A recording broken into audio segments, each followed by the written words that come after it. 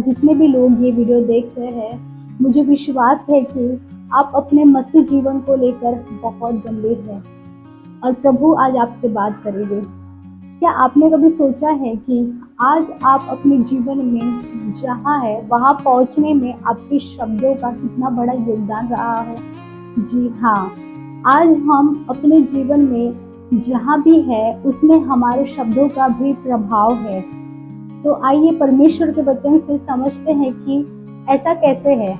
परमेश्वर ने अपने वचन के द्वारा आकाश और पृथ्वी की रचना की है। आज हम जो कुछ देख रहे हैं वह सब परमेश्वर ने अपने वचन के द्वारा बनाया गया है। मत्ती 1:3 में लिखा है, परमेश्वर ने कहा उजियाला हो और उजियाला हो गया।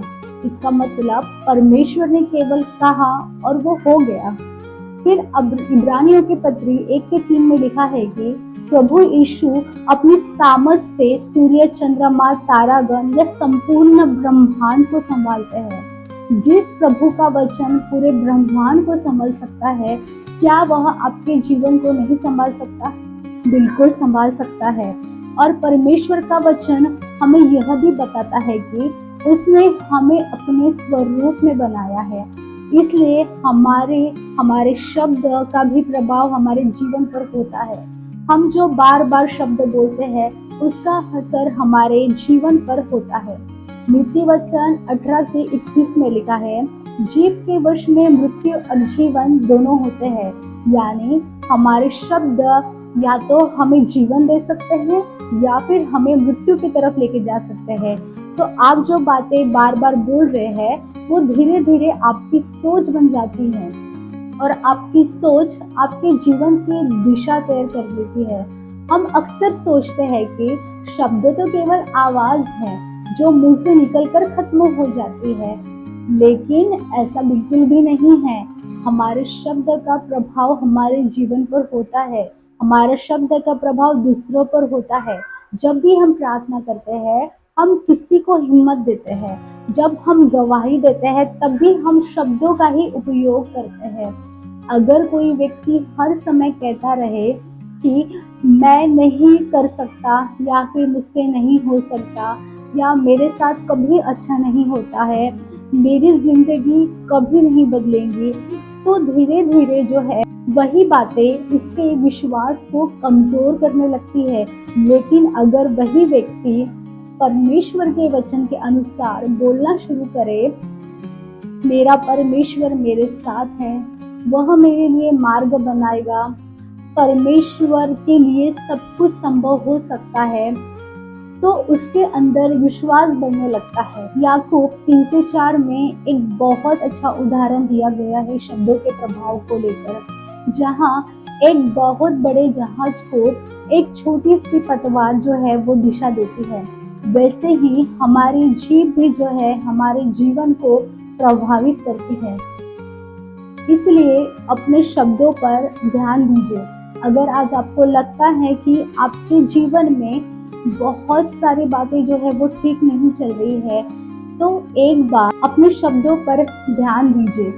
क्या आपके मुंह से शिकायत ज्यादा निकलती है या विश्वास की बातें निकलती है?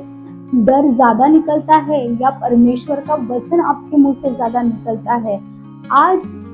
आज से एक निर्णय कीजिए, मैं डर नहीं लेकिन विश्वास को बोलूंगा, मैं शिकायत नहीं लेकिन धन्यवाद को बोलूंगा, मैं हार की बातें नहीं लेकिन परमेश्वर के वचन को बोलूंगा। क्योंकि हमारे शब्द केवल हवा में हो जाने वाली आवाज नहीं है, वे हमारे हृदय की स्थिति को प्रकट करते हैं और हमारे विश्वास को भी प्रभावित करते हैं। इसलिए अपने मुंह से ऐसे वचन निकालिए जो परमेश्वर को महिमा दे, जो आपके विश्वास को मजबूत करे और जो सुनने वालों के जीवन में भी आशा को लेकर आए। जब हम प्रार्थना करते हैं तब हम शब्दों को बोलते हैं, जब हम परमेश्वर की स्तुति आराधना करते हैं तब हम शब्दों को बोलते हैं। तो हमारे जीवन में जो है वो जीवन और मृत्यु की सामर्थ है। वचन में लिखा है कि जो इसे काम में लाना जानता है वो उसका फल जो है वो अवश्य भोगेगा। और आपने देखा होगा कि जो भी जादू टोना करने वाले लोग होते हैं वो मंत्र को बोलते हैं। तो ये मंत्र क्या है? ये मंत्र तो शब्द है। वो अपने मुंह से शब्दों को निकालते हैं। ध्यान दीजिए, आज आप जो भी शब्द बोलते हैं, आज आप जिस भी बात पर शब्दों पर मनन करते हैं, उस शब्दों को आप अपने फ्यूचर में मिलेंगे। तो आज आप जहाँ कहीं भी है वो अपने बोले गए शब्द के द्वारा है।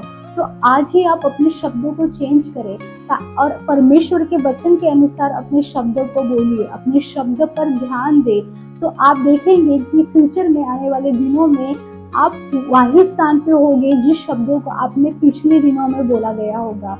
तो प्रभु आपको आशीष दे। मैं विश्वास करती हूँ कि आज से आप अपने शब्दों पर जो है आप ध्यान देंगे और परमेश्वर के वचन के अनुसार अपने शब्दों को बोलेंगे।